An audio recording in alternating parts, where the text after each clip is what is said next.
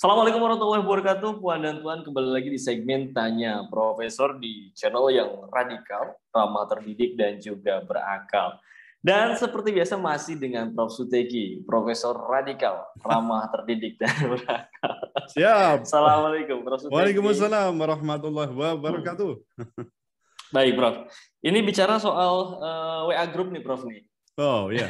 Iya, baik. Jadi saya nemu berita viral, baik itu berita, video, itu udah tersebar luas. Ini soal WA Group TNI Polri yang disorot Pak Jokowi. Nah, ini saya kutip dua paragraf dari detik.com, Prof.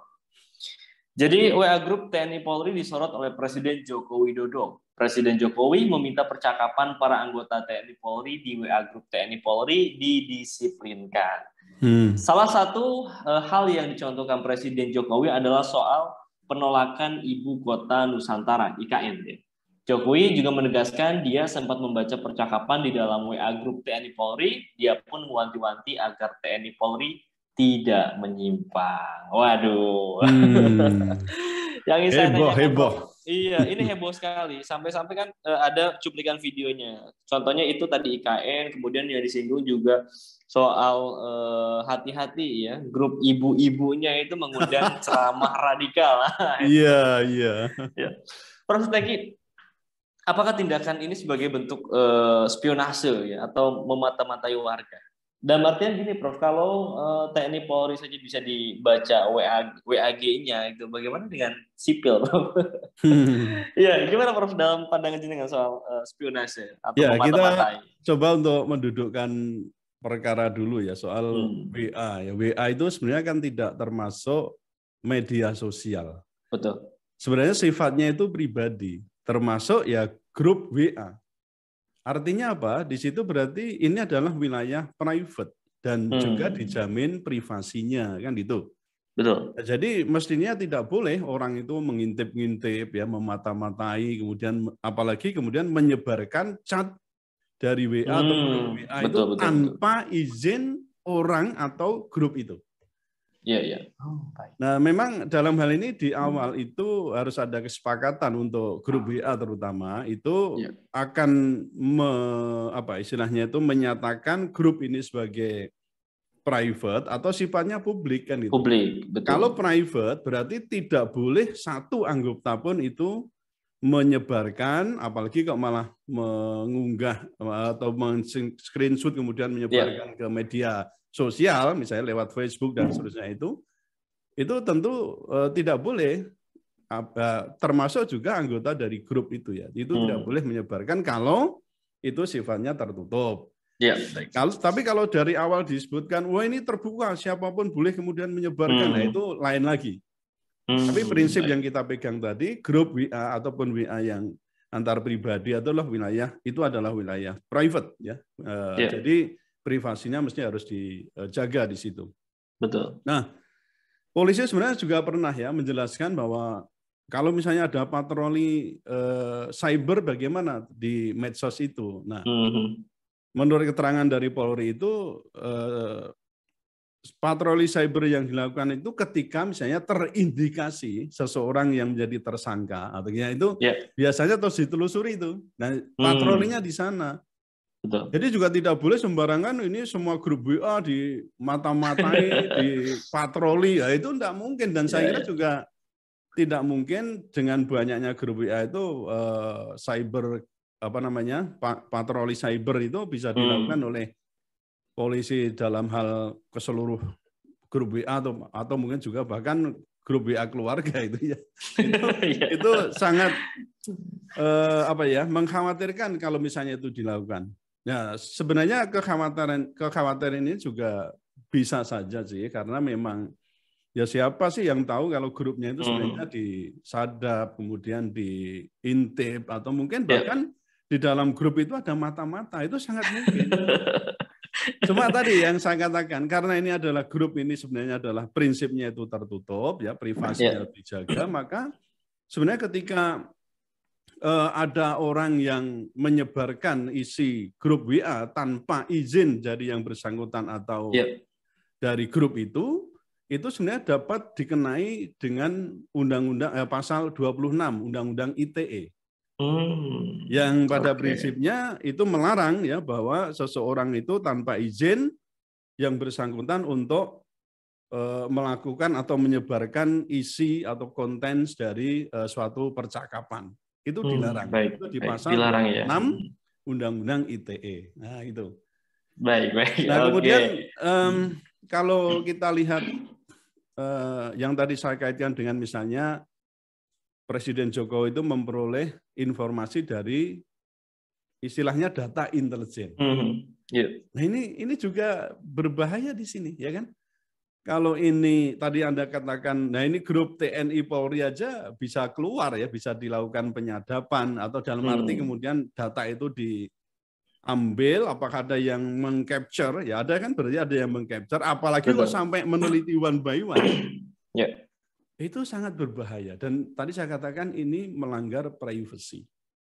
Ini adalah pelanggaran privasi warga negara, pelanggaran HAM, yang sebenarnya itu ya kalau itu lewat intelijen berarti intelijen sendiri itu yang melakukan pelanggaran. Maka dalam hal ini kan mesti harus ada batasan. Itu tidak bisa sembarangan melakukan itu kecuali di situ ada tadi indikasi orang yang diduga atau menjadi tersangka suatu perbuatan atau tindak pidana itu. Kalau tanpa itu mestinya tidak boleh. Tapi kalau misalnya kita lacak kembali, loh apa sih yang tidak bisa dilakukan oleh penguasa ya kita ketika mau gitu loh ya. Apalagi kalau prinsipnya itu negara nggak boleh kalah misalnya. Wah itu jadi berantakan semua itu. Cuma saya ingin mengingatkan ini, posisi GWA, WA itu adalah private. Gitu. Berbeda dengan media sosial lainnya. Beda, ya betul. Ya, Prof. Kalau lihat kita cermati apa yang dikatakan Pak Jokowi ya, di situ kan ada seolah-olah ada indikasi kalau kamu nggak setuju dengan IKN itu adalah bentuk pelanggaran atau bentuk indisipliner kan gitu ya, yang perlu didisiplinkan kan gitu. Kalau kita melihat kebalikannya itu, bagaimana menurut Prof. Suteki dalam tinjauan hukum seorang TNI Polri apakah wajib untuk tunduk ya terhadap suara pemerintah itu? Ya kalau kita mengaku sebagai negara demokrasi, mestinya pembangunan dan pengembangan TNI Polri itu kan juga tidak boleh lepas dari prinsip demokrasi. Ini nanti bisa Anda lacak di Undang-Undang TNI tahun 2004 maupun Undang-Undang Polri tahun 2002. Nah, di alam demokrasi itu dijamin ya, setiap orang untuk setuju atau tidak setuju terhadap kebijakan publik. Itu prinsip. Termasuk dalam hal ini adalah soal kepindahan ibu kota negara. Nah, maka kan kemudian kita kenal tuh Mas, ada jalur untuk menyuarakan pendapat ketika misalnya kita nggak setuju. Misalnya apa? Bisa menyuarakan itu di media, ya media manapun sebenarnya itu bisa, itu hak. Atau melalui unjuk rasa, atau melalui gugatan kita ke Mahkamah Konstitusi. Kalau ini terkait dengan undang-undang. Kalau di bawahnya berarti kepada Mahkamah Agung kan itu. Ini legal, ini konstitusional.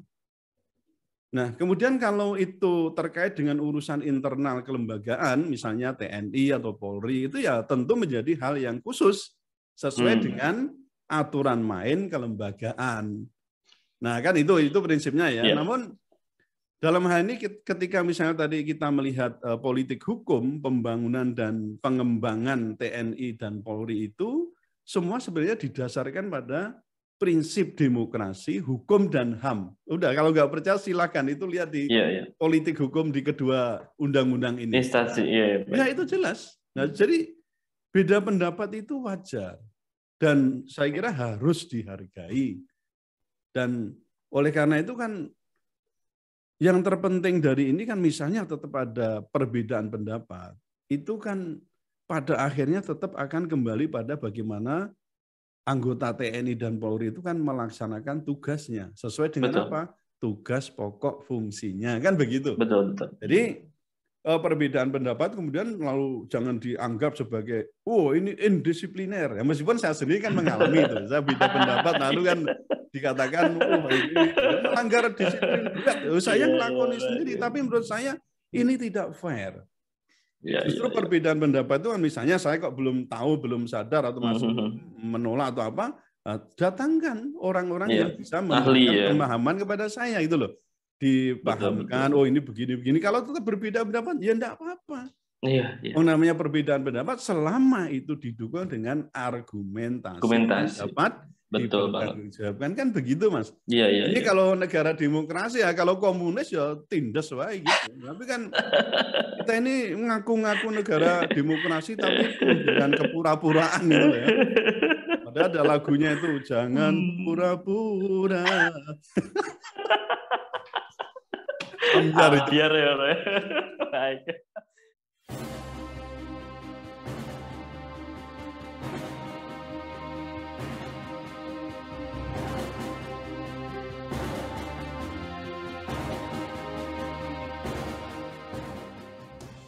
Prof. Suteki, di video itu juga saya kan dengar soal Pak Jokowi singgung tentang istri-istri ya dari TNI Polri yang ngundang penceramah ustadz radikal. Lah ini sebenarnya Prof ya. Karena radikal itu kan jenengan memakai diksi radikal itu karena ada alasan kuat bahwa ini mengalami peyoratif ya, peyorasi makna. Ini bukan hanya bapak-bapak atau ibu-ibu yang bekerja, tetapi yang di rumah juga sama. Hati-hati. Ibu-ibu kita juga sama. Kedisiplinannya harus sama. Nggak bisa. Menurut saya nggak bisa. Ibu-ibu tuh memanggil misalnya, ngumpulin ibu-ibu yang lain, memanggil penceramah.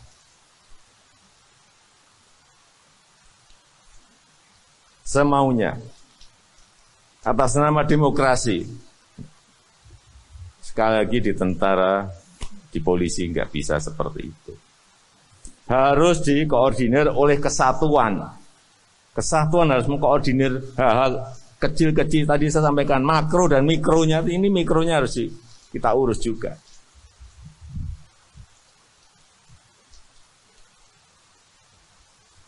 Tahu-tahu mengundang penceramah radikal. Nah, hati-hati. Betul. Nah, bagaimana tanggapan Prof. Suteki soal sampai-sampai sekelas Pak Jokowi ini bilang ya penceramah radikal itu, Prof? Iya, ini tampaknya perlu penjelasan agak detail ini ya. Monggo, Prof. Iya. Ya, kalau kita perhatikan ya, narasi radikalisme ini kan saya menangkap kesan ya, itu memang sengaja dibangun oleh rezim ini untuk membunuh karakter warga negara yang memiliki tadi perbedaan pendapat dengan rezim penguasa. Ya, lebih tepatnya pemerintah itulah ya. Nah, apakah benar dalam bingkai demokrasi itu seorang anggota TNI, Polri atau bahkan istri-istrinya itu tidak boleh beda pendapat, berdiskusi sekalipun itu di grup WA. Nah, apakah ini saya katakan ya, apa ini negara demokrasi atau negara komunis tuh? Kalau negara komunis kan mementingkan otoritarianisme, diktatur ya dalam penyelenggaraan pemerintah negara, ya termasuk ya dalam apa misalnya dikaitkan dengan persoalan TNI Polri itu atau tubuh TNI Polri itu. Nah, saya kira memang kalau kita amati yang pernyataan Presiden juga termasuk para penggede itu ya, maksudnya ada anggota DPR ya kan, ada beberapa itu yang komentar juga itu. Saya kira memang kalau saya sih sepakat ya, pernyataan-pernyataan terkait dengan kedisiplinan kelembagaan ya, anggota TNI Polri itu memang harus disiplin, itu saya setuju. Betul. Ya. Namun ketika menghubungkan soal perbedaan pendapat di tubuh TNI Polri itu terkait dengan terutama IKN ya, IKN kemudian dikaitkan dengan radikalisme atau terpapar radikalisme, ini yang saya katakan saya tidak sepaket dan tidak sepakat. Ya, tidak sepaket dan tidak sepakat. Nah, apalagi kita kita lihat juga ini pernyataan dari anggota Komisi 1 DPR bernama Pak Dev Laksono itu yang menyatakan bahwa atas penolakan pemindahan IKN itu sudah terbukti juga ada banyak anggota TNI Polri yang terpapar paham radikalisme. Lu iki opo gitu loh ya. Ini wakil rakyat loh kok ya tega-teganya ngomong kayak gitu loh ya. Ya, ya. Jadi menurut saya pernyataan Dev Laksono ini benar-benar membunuh ini ya, membunuh demokrasi. Yang semestinya juga dikembangkan ya tadi dalam hal membangun dan juga mengembangkan TNI khususnya. Nah, apalagi ini kemudian diperparah nih dengan perintah Pak Jokowi agar istri-istri TNI ya tadi ya, didisiplinkan ya. TNI Polri tadi tidak mengundang ustadz atau penceramah yang radikal atas nama demokrasi. Akhirnya kan muncul itu, ada usulan lagi muncul itu Mas soal sertifikasi penceramah itu. Jadi Ruhut Sitompul ngomong itu bahwa supaya apa? Menteri Agama mengeluarkan sertifikat penceramah. Larak malah kedawan-dawan toh, maksudnya kepanjangan sampai di mana. Nah, saya kira memang tadi saya katakan isu radikalisme itu terus ya akan digoreng, apalagi saya mengamati kan di pertengahan masa jabatan presiden pertama sampai kemudian di awal ya, itu kan core-nya adalah radikalisme. Jadi penanggulangan atau penanggulangan radikalisme dengan menjadikan tahun ini 2022 itu menjadi tahun moderasi. Itu kan nanti akan dilawankan itu radikalisme dengan moderasi. Wah, betul. Seolah-olah sesuatu hal yang menurut saya itu membahayakan. Padahal dari sisi nomenklatur, saya sering mengatakan radikalisme itu masih obskur dan lentur. Rumusannya tidak jelas, penggunaannya tergantung juga siapa yang akan menggunakan, mau menggiring siapa untuk menyatakan bagaimana. Nah akhirnya kan ASN, TNI, Polri tadi, ya kan, termasuk ulama, ustadz, pesantren, kampus. Wah, ini jadi sasaran tembak yang sangat empuk di sini. Nah apalagi kalau kita dasarkan dalam hal ini, mestinya kenapa kok kita itu soal radikalisme mestinya tidak menjadikan core ya dalam hal persoalan kenegaraan ini, karena menurut peneliti Institut Studi Asia Tenggara dan Karibia, ini ada warga dari Belanda yang bernama Ward Berenschot. Ini beberapa kali sudah saya singgung juga bahwa Berenschot itu mempertanyakan definisi radikalisme yang digunakan oleh pemerintah Indonesia. Karena definisi radikalisme yang digunakan pemerintah itu identik dengan orang-orang yang berseberangan atau berbeda pendapat dengan pemerintah atau dengan kepentingan pemerintah. Nah, kemudian yang berikutnya kan dilabeli dengan istilah yang berseberangan dan berbeda itu, wah ini radikal, terpapar radikalisme. Bahkan sampai bisa mengatakan anti Pancasila. Kenapa begitu? Karena banyak kan pejabat banyak yang mengatakan bahwa aku Pancasila. Berarti kalau seseorang itu bertentangan dengan aku yang tadi Pancasila, bisa dikatakan Anda adalah anti Pancasila. Atau melawan aku itu berarti melawan Pancasila. Ini apa? Ini fair itu loh. Jadi betul-betul hal ini harus kita cermati, dan saya memang nggak setuju kalau orang yang berbeda pendapat, berseberangan dengan pemerintah, kemudian distempeli radikal dan kemudian dipersekusi, diberikan, bahkan itu dikatakan indisipliner, itu nggak benar. Ini negara demokrasi loh. Baik, ya. Kalau saya senang kemarin pas jenengan berhadapan dengan BNPT itu. Ya itu kesempatan bagi saya ya. Iya, sampai kaget itu. Iya. Saya kira memang tidak fair di situ ya. Kita harus fair saja, ini negara demokrasi, perbedaan pendapat itu jangan kemudian distempeli dengan terpapar radikalisme. Baik. Prof lagi. Terakhir nih pertanyaan dari saya, Prof. Ini terkait dengan permasalahan WA Group yang dibahas kemudian diangkat oleh Pak Jokowi. Sebetulnya ada pesan politis apa yang jenengan tangkap, Prof? Atau ada kan ada yang ini, Prof, saya tuh baca ada yang merasa Jokowi itu seolah-olah khawatir ditinggalkan gitu. Sehingga itu kan pesan politis ya, Prof ya. Kalau jenengan gimana, Prof? Iya, pertama Pak Jokowi saya kira nggak perlu khawatir lah ya kan, TNI Polri itu setia ya. Selama ini Indonesia itu belum pernah TNI dan Polri itu memberontak, kan belum pernah. Jadi sampai 7 presiden itu belum pernah melakukan itu. Kalau di tahun 98 itu taruhlah TNI dan Polri kemudian mendukung adanya reformasi karena memang eranya suasana kebatinannya memang demikian. Lah mau bagaimana? Kalau TNI Polri kemudian berhadapan dengan rakyat, pasti terjadi perang ya antara maksudnya TNI dengan rakyat, yaitu saya kira juga tidak pas di situ. Jadi pertama saya katakan sepanjang sejarah kita ini ada 7 presiden, tidak pernah TNI Polri itu memberontak atau melawan kepada presiden. Kan itu jelas. Jadi kalau dari sisi sejarah nggak perlu khawatir. Nah kemudian yang kedua, sebaiknya Pak Presiden itu tidak usah ngurusi perkara yang remeh-temeh menurut saya, ya, soal chat di grup WA yang sebenarnya itu saya tadi katakan itu wilayah privat. Nah kalau sampai intelijen mendapat data itu kemudian dan bahkan tersebar luas semacam ini kan menurut saya itu malu. Nah namanya BIN itu kan namanya Intel itu kan memata-matai, jangan kemudian data itu diekspos sembarangan semacam. Enggak boleh, ini mesti menimbulkan kegaduhan. Ya termasuk misalnya BNPT mendapatkan informasi, oh ini yang terpapar radikalisme sekian, kampusnya sekian, kemudian apalagi pesantren sekian, juga ya. Ada ratusan, enggak perlu dikemukakan diekspos ya, dikeluarkan di publik, enggak perlu. Itu data intelijen untuk apa? Kehati-hatian para penyelenggara negara kan gitu toh. Betul. Namanya mosok namanya Intel ngomong aku Intel, ini data Intel begini, ya itu namanya bukan Intel. Ya kan?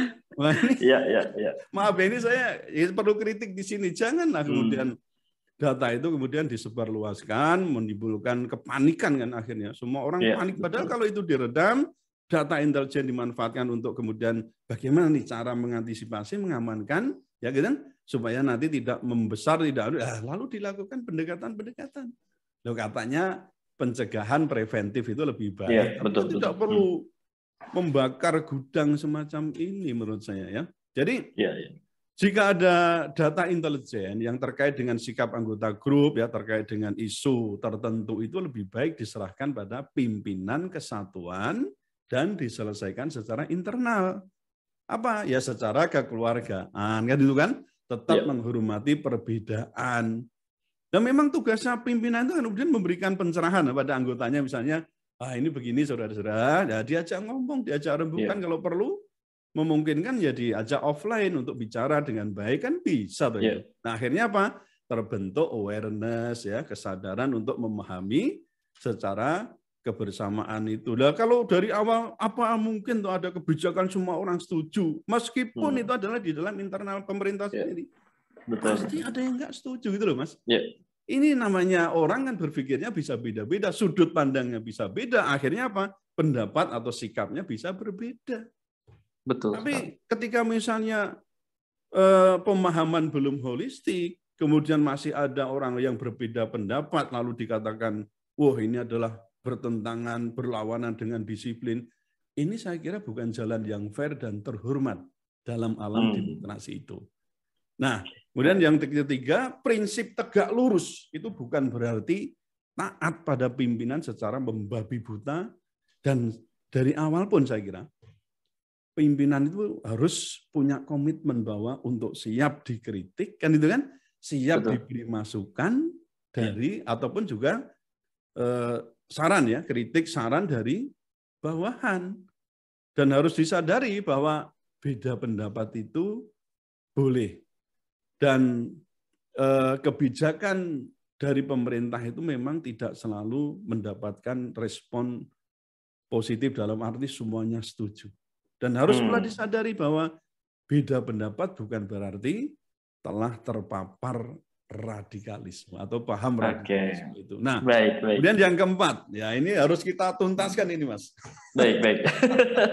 Yang keempat ini, rezim ini seharusnya meniru Amerika Serikat yang kini telah menekan Islamofobia melalui apa? Regulasinya. Silakan nanti bisa dicek regulasi Joe Biden itu bagaimana untuk kemudian memperkecil, menghilangkan menekan ya Islamofobia ya. Jadi kebijakan Presiden Amerika Serikat itu seharusnya jadi panduan kita untuk mengerti bagaimana kita bisa menghilangkan, bahkan kalau perlu menekan atau kalau perlu menghilangkan Islamofobia tadi. Jika kita terus menarasikan perbedaan pendapat harus diberangus, dihancurkan, dibunuh karakternya, distempeli radikal. Lalu kita ini sebenarnya mau atau sedang dan telah melakukan sistem pemerintahan apa? Ini sistem pemerintahan demokratis atau sistem pemerintahan apa sebaliknya Otoriter, ya. Otoriter, Ya. diktator. Ya, itu ada karakter-karakter sistem pemerintahan yang komunis, itu kan Ya. sistem pemerintahan komunis. Bahkan kalau saya katakan ini sistem pemerintahannya bisa saja mengarah pada tiran oklokrasi. Nah, Ya. pertanyaan kita ini kan, apakah ini juga terjadi ya di dalam tubuh TNI Polri itu? Dan kemudian kan kita nggak bisa melepaskan dari sistem yang ada di atasnya itu. Kalau begitu, ya mari kita sama-sama berteriak untuk mengucapkan selamat tinggal demokrasi. Baik. Luar biasa, alhamdulillah ya. Prof. Suteki, terima kasih atas jawaban-jawaban sampai di pertanyaan keempat soal WA Group yang dibahas oleh Pak Jokowi. Ini banyak catatan-catatan kritis yang harus kita garis bawahi ya, Prof. Ya. Di antaranya soal privacy, ya, kemudian ada juga tidak semuanya ketidaksetujuan itu harus dikaitkan dengan interdisipliner gitu, ketidakdisiplinan dan yang lain. Dan paham radikalisme. Paham radikalisme itu luar biasa itu ya. Jadi yang nggak asing di tengah-tengah kita dan cukup membuat kita bukan tambah adem ya, Prof, ya, tambah panas. Politik Mas terbiasa panas. Iya, baik, Prof. Suteki. Ya, terima kasih. Ya, terima kasih juga pada Puan dan Tuan yang sudah menonton sampai di sesi keempat ini.